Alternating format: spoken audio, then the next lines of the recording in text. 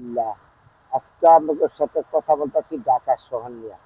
এই যে ঘনবসতি ঢাকা শহর, এই যে বিল্ডিং, পুরান ঢাকা, আল্লাহ যদি কিছু না করে, বাই চান্স যদি কোনো ঘটনা ঘটাবো, এই ঢাকা শহর, এই পুরান ঢাকার থেকে মানুষ বার করতে যদি কোনো ভূমিকম্প বা কোনো কিছু হয়, তাহলে আমাদের দেশে তো যন্ত্রপাতি নাই, এরকম কিছু উদ্ধার করার তেমন কিছু প্রযুক্তি নাই।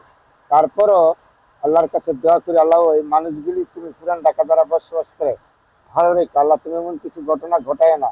কারণ বিভিন্ন দেশে ঘটে গেছে ভূমিকম্প, বিভিন্ন সমস্যা। তারপরে আমাদের দেশে যে হবে না এটা কিন্তু কথা না। তাহলে আল্লাহর উপর ভরসা রাখছি, তাই সরকারের দিকে আকর্ষণ করছি। আমাদের বাংলাদেশে এই ঢাকা শহর ঘনবসতি যেন দুর্যোগ মোকাবেলা করার জন্য যন্ত্রপাতি আমদানি করার একান্ত প্রয়োজন।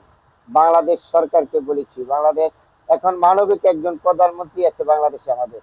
আমরা জানি মানবিক প্রধানমন্ত্রী 54 বছর পরে বাংলাদেশের জনগণ একজন মানবিক প্রধানমন্ত্রী হয়েছে, যা হয়তো দুর্যোগ মোকাবেলা করার জন্য মানবিক প্রধানমন্ত্রী অগ্রাধিকার দিবে। কিন্তু এমন কিছু যন্ত্রপাতি আমদানি করেন যাতে কোনো ঘটনা ঘটলে আমাদের এই ঢাকা শহর যেন মানুষগুলি উদ্ধার করা যায়, তাই না?